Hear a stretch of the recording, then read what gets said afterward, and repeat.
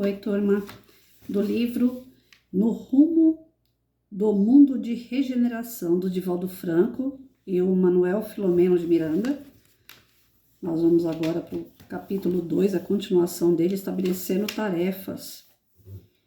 As demissões em massa dos servidores de toda a natureza pela falta do intercâmbio comercial deixarão feridas morais, econômicas e humanas inimagináveis, com certeza levando pessoas desestruturadas ao suicídio, ao transtorno do pânico, aos denominados vícios sociais do alcoolismo, do tabagismo, da drogadição. O medo, tornando-se um gigante para a alma, paralisaria as pessoas propensas à depressão e facilmente se lhes instalaria ao tempo em que crimes inabituais iriam surgir ante as massas esfaimadas numa sociedade retalhada pelo sofrimento e pelas incertezas. Nunca se havia reunido fatores dissolventes de uma vez, como naquele instante em que a pandemia começava o seu cortejo fúnebre e devastador. Todos compreendíamos a seriedade do momento e a falta de estrutura emocional dos seres humanos, acostumados mais às leviandades do que às responsabilidades de alto coturno. A dor dos irmãos terrestres chegar às nossas comunidades espirituais, conclamando-nos ao esforço de auxílio, à renúncia das próprias satisfações, a fim de que a fé na divina providência fosse restaurada e a solidariedade voltasse a reinar entre todos. Mergulhados em reflexões, aguardávamos o anúncio para descer ao planeta amado e acender as luzes de esperança e de coragem, assim como a confiança em Deus e nos seus mensageiros encarnados e deslindados da matéria. Foi-nos concedido retornar aos nossos lares e organizarmos o material de emergência para o mergulho nas névoas que envolviam a Terra. Às 23 horas, reunimos-nos no local adrede assinalado para o Ministério de Amor e de Caridade sob as bênçãos de Jesus. Era uma noite transparente e as estrelas pareciam sentir as nossas emoções, brilhando como gemas preciosas engastadas no infinito em um grandioso espetáculo de luz e de paz. Então, diante da situação que o planeta estava vivendo, né, a espiritualidade estava se preparando para vir nos socorrer. Nessa parte aqui, a gente conversou antes de ontem, né, porque ontem eu faltei, ontem eu não consegui fazer o vídeo para vocês, mas antes de ontem a gente estava falando aqui sobre todos os tropelos, né, que nós tivemos aí durante a pandemia, a questão dos bons e dos maus, como eles trabalharam em razão dessa ocorrência, né, pessoas que se aproveitaram do momento frágil em que grande parte de todos nós ficamos. Era uma doença desconhecida, era algo que surgia como devastador e foi, né, nós não sabíamos se tinha que ficar dentro de casa, se tinha que sair, se tinha que trabalhar, se tinha que manter o serviço, se ficasse em casa desempregado, morria de fome, se saísse para trabalhar, podia morrer pelo contato com outras pessoas que trariam a doença. Então, nós vivemos assim um momento de desequilíbrio total. Mas isso se deve ao homem, né? Não tem nada a ver com a natureza, com Deus. Não, foi Deus que mandou tudo isso? Não. Foi consequência nossa mesmo, daquilo que nós plantamos, né? Ah, mas eu sou uma pessoa boa e eu plantei isso. Não, você é uma pessoa boa hoje, né? Hoje você pode ser, mas e lá atrás? O que foi que você fez? Ninguém passou por essa situação à toa, né? Tanto as pessoas boas como as ruins, elas foram colocadas em xeque. Tem uma passagem que diz que era chegado o momento da separação do joio e do trigo. E esse momento tá aí, tá instalado. Não acabou ainda não, né?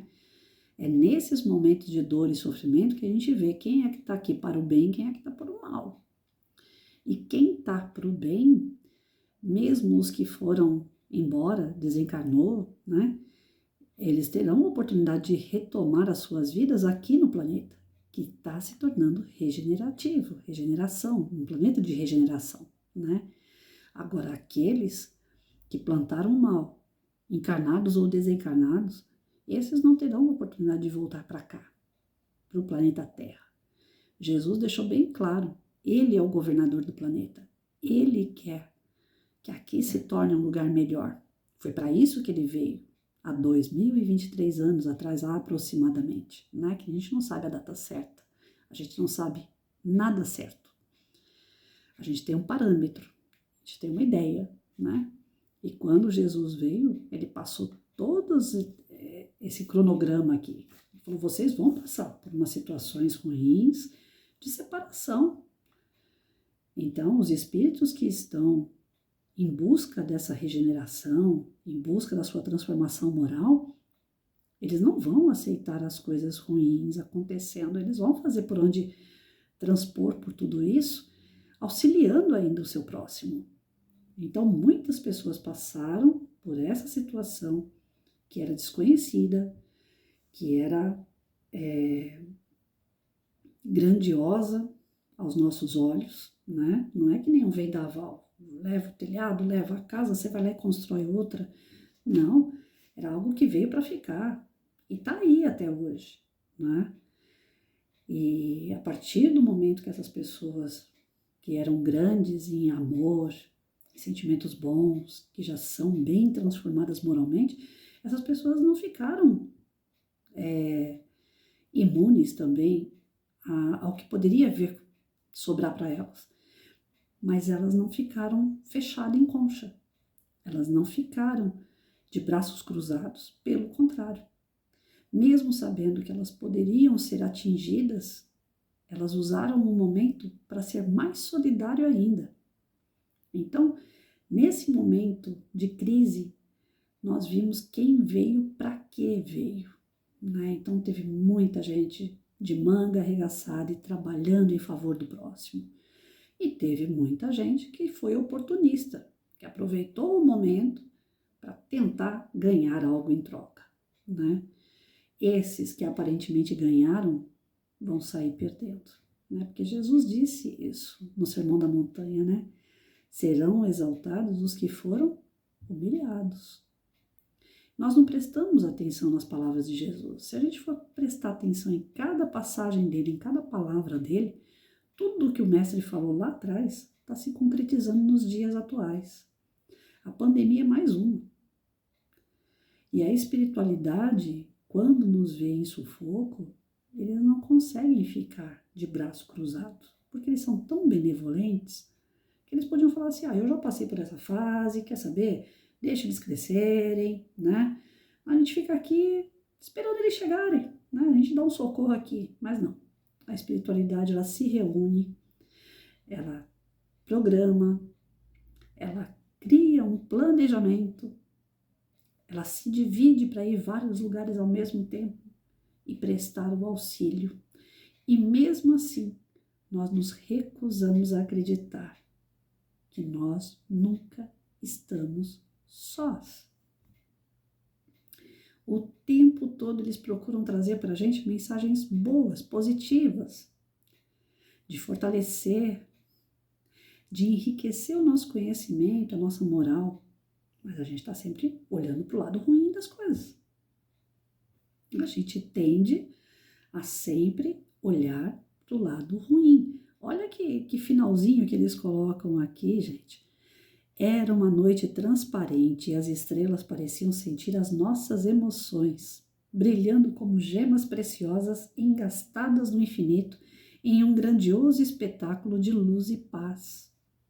Olha a calmaria que esses espíritos tinham diante de uma situação extrema. Nós aqui, tudo, né, se rasgando de medo, dando cabeçada para tudo que é lugar, falando uma coisa, falando outra, desnorteado, intranquilos, e a espiritualidade calma, pacífica.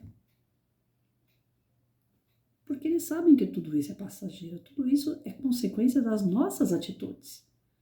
Então a gente fica aqui que nem criança mimada, né, chorando, se esgoelando, se esperneando, e eles, como benevolentes que são, eles vêm apaziguar. Eles não vêm aqui e falam, não, tá certo, você vai morrer mesmo, né? Ou você vai ficar pior a situação. Não, você não vê um espírito de luz falando, olha, você tá lascado mesmo. Não. Eu tenho certeza que até deve passar na cabeça deles, né? Falar assim, vai, seus trouxas, vocês não fizeram um monte de coisa errada, agora vocês larguem com isso. Mas a benevolência deles, a altivez deles é tão grande que eles não conseguem nem passar isso pela cabeça. Eles, não, nós vamos lá, a gente vai acalmar, nós vamos dar um jeito nessa turma aí. Agora, quem sabe, eles aprendem, né? Eles têm sempre um bom ânimo, eles têm sempre uma palavra amiga, eles têm sempre uma energia boa para nós. Só que aí cabe cada um de nós aceitar de acordo com a nossa moral, né? Se a gente está com uma moral elevada, se a gente está com um pensamento elevado, se a gente está nas nossas preces, envolvidos realmente com a energia de luz, eles vêm, eles falam conosco, eles dão força de verdade e a gente aceita e a gente fica bem. Agora, se a gente estiver naquela neblina toda escura, naquela energia toda negativa e a gente der força para isso, isso cresce em nós também. Vi muita gente nessa época só falando em desgraça. Eu passei por tudo isso de olhos fechados, gente. Falei, ué, se eu tiver que morrer, eu vou morrer de qualquer jeito. E eu morrer vai ser físico, porque a gente é espírito, a gente não vai morrer. Então eu vou ter medo do quê? Aí o meu médico falava assim, Patrícia, você tem comorbidade, não fica bobeando, né? Só sai na rua se realmente houver necessidade, toma suas vacinas. E eu relutei demais com essa questão de vacina. Eu falei, como é que eu posso tomar uma vacina que é teste? Vão testar isso em mim. Não, mas já foi teste e já foi aceito. Não, foi aceito entre aspas. Quando o pessoal lá da vacina assinou embaixo que ela era própria para o consumo, eles colocaram um atento lá. Toda e qualquer consequência, eles não tinham nada a ver com isso. Quem ia arcar com isso era o governo. Tanto é que o governo demorou para aceitar a vacina. Porque ele falava, eu vou ser responsável pela vida e pela morte dessas pessoas. Quem usar a vacina está arriscado tanto a viver como morrer, como se não se tomasse a vacina. Né? Então, na época eu acompanhei de perto os noticiários, tanto que veio da parte do governo como da parte da ciência. E a prova da vacina não foi... Gente, pensa junto comigo, a AIDS está aí até hoje, não tem uma vacina para ela, não tem um tratamento que realmente estagne essa doença. Eu tenho poliomielite, essa doença é rara, mas ela existe desde que o mundo é mundo. Não tem uma cura para ela, não tem um tratamento que seja para realmente estagnar. Dá uma freada, o tratamento que eu faço dá uma freada, mas grande parte das pessoas que tem poliomielite vive 5 anos e tchau. Eu tô fazendo hora extra de 2 anos já, porque eu tô há 7 anos com essa doença. Então tem doenças aí que já existem há tanto tempo, não tem cura, não tem tratamento que realmente dê uma estagnada naquela doença, não tem modos de prevenir algumas doenças. Aí aparece esse vírus, que foi feito em laboratório, fortíssimo. Ninguém foi punido por ter feito esse vírus, não é estranho? Ninguém foi punido. E aí chega nos governos, uns se recusam a fazer a produção da vacina, outros são obrigados a fazer, outros não são obrigados. Quer dizer, cada país agiu de uma forma diferente em relação à doença. E as pessoas ficaram completamente perdidas. O que valeu na época foi a imprensa. A imprensa dava as notícias piores possíveis, deixando a população ainda mais atordoada, desequilibrando ainda mais a crença, os valores de cada pessoa. Porque muita gente na época se tornou ateu. Por que eu falo ateu? Deixou de acreditar em Deus e se matou. Ah, mas quem tinha propensão foi jogado para realizar a propensão que tinha. Ah, tinha distúrbio, ou então era depressivo. Pronto, acabou com as pessoas. Agora, aqueles que mantinham a sua fé, o seu equilíbrio, que buscavam uma explicação espiritual para aquela situação, estavam ali focados com a espiritualidade, que estava trabalhando nessas pessoas, que estavam fortalecendo essas pessoas. E sobreviveram. Ou partiram, porque chegou o momento de partir, e foram socorridos, sem desespero. Então, eu vi pessoas se fechando nas suas casas, deixando de conversar com as pessoas. Eu tive o caso na minha família, meu pai trancado dentro de casa, uma pessoa hipercomunicativa, que adorava dar risada, foi se fechando, se entristecendo e se entregando, até que não aguentou. Não foi Covid que matou meu pai, foi tristeza de ficar preso dentro de uma casa sem comunicação. A comunicação que tinha é essa que nós temos aqui. Para ele, que já era um senhor de idade, não é a mesma coisa. Não trazia felicidade para ele, não trazia alegria. Então, as pessoas se fecharam demais nesse momento. Algumas por egoísmo, eu não quero morrer, eu não quero contato com ninguém porque eu não quero morrer. E não é bem assim. A doença estava e está aí até hoje. Já pensou? Se a gente fica... Isso foi em 2020, nós estamos em 23. Já pensou se a gente... Foi em 19, desculpa. 19, 20, 21, 20... 19. Covid-19. Pois é, gente. E a espiritualidade não deixou de trabalhar em momento nenhum. Aqui o livro está dizendo que eles trabalharam até mais por nós. Mas nós não demos ouvido. Grande parte de nós agimos com egoísmo, com medo, com falta de fé, com falta de esperança, com falta de compreensão e entendimento da situação. Porque é mais fácil ficar ouvindo e vendo televisão, e vendo as desgraças e contando os mortos, né, os mortos, do que falar, não, Senhor, seja feita a sua vontade. Eu vou continuar fazendo a minha parte aqui. A hora que o Senhor quiser, estou aqui, né? Só chamar. Nós não confiamos em Deus. E nós não vimos a tamanha das besteiras que todo mundo fez para chegar a esse ponto. Quando eu li Transição Planetária, que pegou parte, né, de algumas regiões, e que foi feita toda aquela limpeza da região, porque realmente era uma região muito pesada, onde tinha muita prostituição, muita droga, muito carne, né? Então era necessário limpar aquele lugar. Eu achei que eu tinha visto, assim, algo grande, mas o Covid foi muito maior, muito maior. E cadê as pessoas que causaram isso? Ninguém se julga culpado.